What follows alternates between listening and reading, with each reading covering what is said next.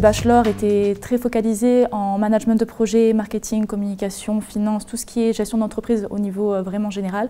Et donc j'ai choisi ce master gouvernance des systèmes d'information afin de pouvoir avoir et acquérir des compétences plus techniques pour les outils informatiques.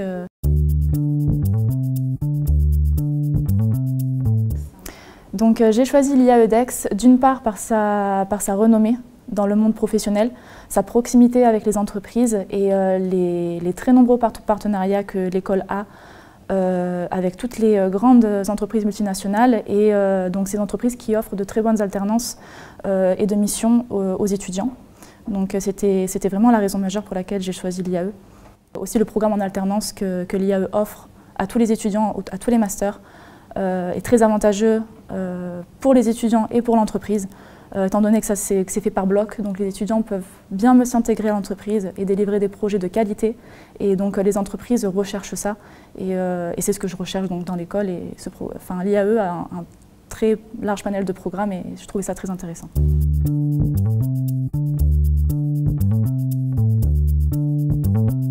Alors, donc, pour intégrer l'IAE, il y a plusieurs phases. Donc, on doit déjà créer un dossier sur le site de l'IAE. Et ensuite, on doit passer plusieurs tests, dont le TAJMAJ ou l'IAE Message. Moi, j'ai passé le TAJMAJ, étant donné que j'avais postulé à plusieurs autres écoles, mais également des tests d'anglais. Donc, pour le master gouvernance des systèmes d'information, le TOEIC suffit. Et il y a une phase de préparation pour ce TOEIC. Je suis bilingue, donc j'ai réussi le TOEIC assez facilement, mais le TAJMAJ, je pense que tous les étudiants doivent s'y préparer au moins 3-4 mois à l'avance, car c'est très important de le réussir et ils regardent beaucoup ça à l'IAE, si jamais on a un bon score au TAJMAJ, ou à l'IAE Message. Alors oui, c'était l'une de mes craintes quand j'ai intégré le master gouvernance des systèmes d'information. Mais donc le directeur de programme m'a rassurée et les anciens de la promo m'ont rassurée également sur le fait qu'il y a plusieurs parties en fait dans ce master. Donc il y a une partie management de projet et il y a une partie donc technique, mais cette partie technique est très générale. C'est juste pour avoir des compétences et des connaissances dans le technique pour pouvoir manager des projets innovants liés à l'informatique. Donc ce n'est pas du tout du codage, on a des notions, mais c'est très abordable pour n'importe quel étudiant qui vienne ou d'un background ingénieur ou business school. Souvent les ingénieurs choisissent cette formation pour avoir des compétences de management de projet et les personnes venant de commerce choisissent cette formation pour justement avoir cette compétence technique. Donc il y a différents types d'étudiants dans cette promo qui est très intéressante car on s'entraide en fait. Il y a vraiment cette notion de groupe dans cette promo et c'est très intéressant. On apprend beaucoup l'un de l'autre et je trouve que c'est vraiment une valeur ajoutée pour ce master.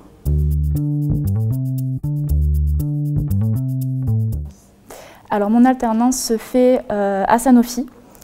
Sur Paris. Donc Sanofi est une entreprise pharmaceutique internationale et donc mes missions au sein de cette entreprise sera donc d'assister le chef de projet dans l'implémentation d'un nouveau module sur SAP au niveau mondial. Donc SAP est un outil informatique de gestion des entreprises. Donc toutes les grandes entreprises internationales utilisent cet outil. Et justement, le programme GSI, Gouvernance des systèmes d'information, a un focus et très particulièrement centré sur la formation de ses élèves sur cet outil en fait.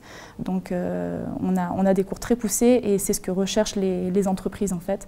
C'est cette formation spécialisée qu'on a sur SAP car c'est très renommé et très demandé au niveau mondial. On a des accréditations SAP, on nous forme, donc notre directeur de programme est accrédité également. Il donne énormément de cours dans toutes les écoles de commerce, il est très demandé, donc c'est lui qui nous forme personnellement sur SAP. Donc on voit tous les modules de SAP, donc il y a plusieurs modules, donc finance, RH, supplier, donc on a énormément de... Donc, on on voit tous les modules d'SAP, donc qui fait que notre compétence sera très diversifiée. Et donc c'est ce qui apporte une plus-value à cette formation.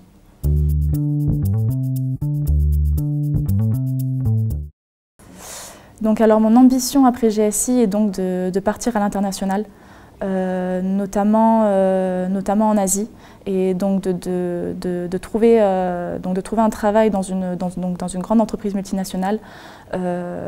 J'aimerais partir tout particulièrement en Asie, car ils ont en fait une tendance à favoriser les compétences techniques.